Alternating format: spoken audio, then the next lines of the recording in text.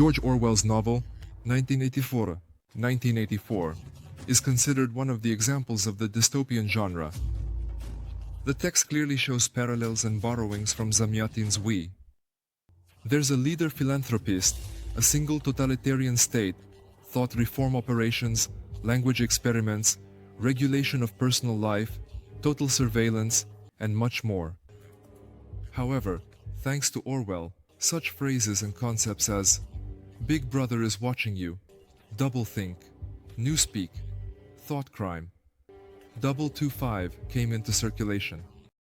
It's known that Orwell originally planned to name the novel The Living Dead, or The Last Man in Europe. What do you think made him choose the title 1984? Maybe you have a more suitable title? Write your version in the pinned comment. In the city, posters with the face of a mustached man are hanging everywhere. And with the inscription, Big Brother is watching you. It seems that the eyes in the portrait are constantly watching the passers-by. Every step of the merchants is monitored. Their apartments are equipped with surveillance devices. Monitors broadcast news around the clock and capture any sounds in the room. Everything that comes into the view of the screen is under video surveillance. People never know if they are being watched at that moment or not. At different ends of the poor, crumbling city, giant buildings of the central government rise high. The Ministry of Peace is in charge of war. The Ministry of Plenty handles the economy. The Ministry of Love oversees law and order. And the Ministry of Truth deals with information, education, and the arts. On the facade of the building, the party slogans are hanging. War is peace. Freedom is slavery. Ignorance is strength. 39-year-old Ministry of Truth employee Winston Smith returns to his apartment in Victory House. He sits in a nook where he can't be seen by the monitor and starts writing in his diary. He is scared because he is committing thought crime. Now he faces torture and execution. Winston describes an incident at work. During the 2 minutes of hate, he felt hatred not only for the traitor of the revolution, Kolstein, who was shown on the screen, but also for the dark-haired girl from the art department. This girl wore a red sash around her waist, a symbol of the Youth Anti-Sexual League. Young and attractive people like her were the most fanatical supporters of the party, the swallowers of Gazelle, voluntary spies. He couldn't stand this hypnotic trance that stirred people up, but he was forced to participate in it. By chance, he locked eyes with a member of the inner party, and read understanding in them. "I seem to be with you," says the other. "I know all about your contempt, your hatred, your disgust. I'm on your side." Winston is interrupted by the arrival of his neighbor, and he goes to her to fix the clog in the sink. Mrs. Parsons' children are making a fuss because they can't go to the square to watch the execution. Their cruel games resemble the antics of tiger cubs that will soon become predators. The children accuse Winston of thought crime and shoot at him with a toy slingshot. That night, Winston dreams about his mother and sister. They silently watch him from the mine.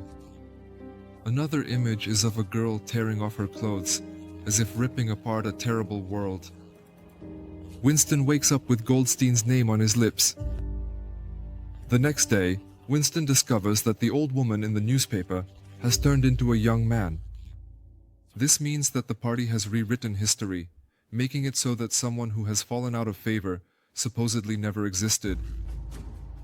Winston works at the Ministry of Truth, which is actually the Ministry of Lies. His job is to change it. The information in the newspaper is in accordance with the new party directives. Winston sees his colleagues destroying documents in the memory tube. The past is destroyed, destruction is forgotten, and lies become truth. Winston hates the party, but he only rebels in secret. He has only two options: to save his life and remain human, or to die trying to challenge the system. Winston doesn't want to disappear like the others who have evaporated. He is weighed down by the thought that rebellion is impossible. At night, Winston writes, "If there is hope, it lies in the proles." The proles are the lowest class of the population, allowed to live by their own rules without constant supervision. However, their main weakness is indifference. The next day, Winston enters an antique shop. He likes things from the past that the party disregards. The seller offers him to buy a glass paperweight with a piece of coral inside. Then Winston sees a room, which seems to him like the perfect place for meetings, where there are no telescreens. Winston is on his way home and notices a girl with a red scarf. He suspects that she is spying on him and even thinks about hitting her with a stone. Winston believes that she, like the other fanatics, is constantly watching his behavior. A few days later, she falls in front of him and secretly hands him a note. It says, "I love you."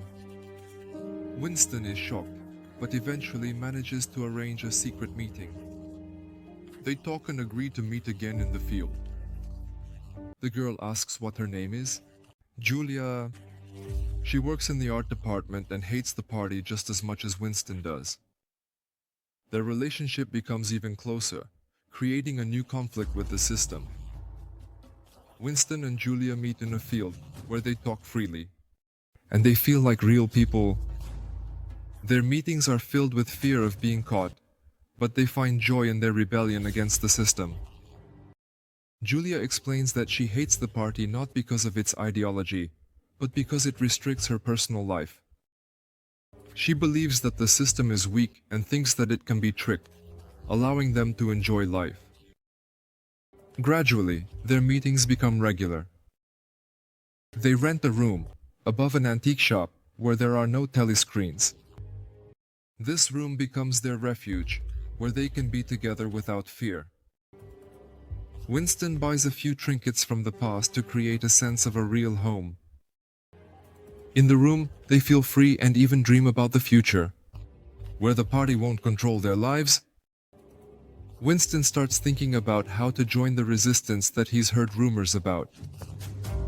He recalls Emmanuel Goldstein, the leader of the party's fictional enemy, and his book. Winston is convinced that the book contains the truth about the party and its methods of control. He wants to get that book. One day, Winston receives an unexpected invitation from O'Brien, a member of the inner party. O'Brien promises to give him Goldstein's book. Finally, Winston gets the book and starts reading it.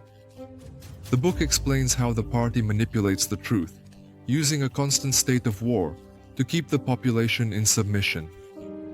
Winston sees confirmation of his thoughts and begins to understand how deeply the system controls all aspects. Life. In the room above the shop, Winston and Julia read the book together. They hope that there are other people who also hate the party and dream of the day when its power will fall.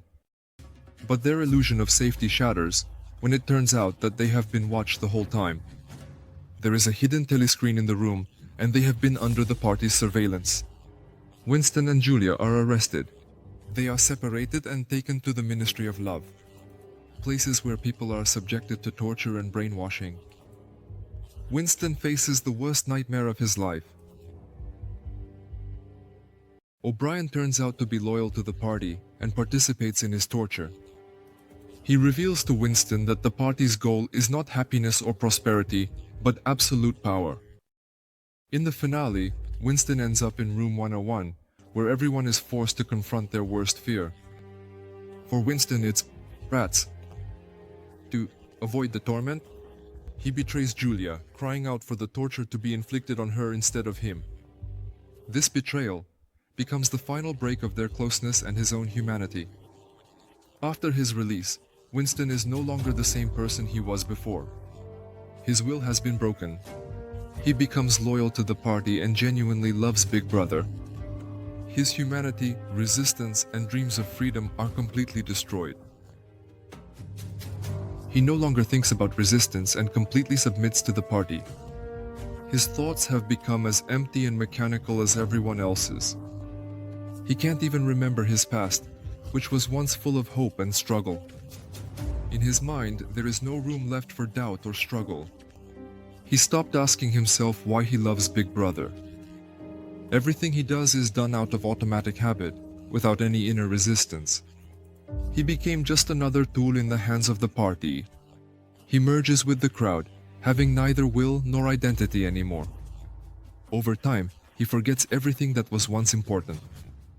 There is no room left for love in his heart, or the desire for freedom. He accepted his role in the system and no longer intended to seek a way out. The party has finally triumphed over his individuality. He no longer felt like a human, just a part of a great machine.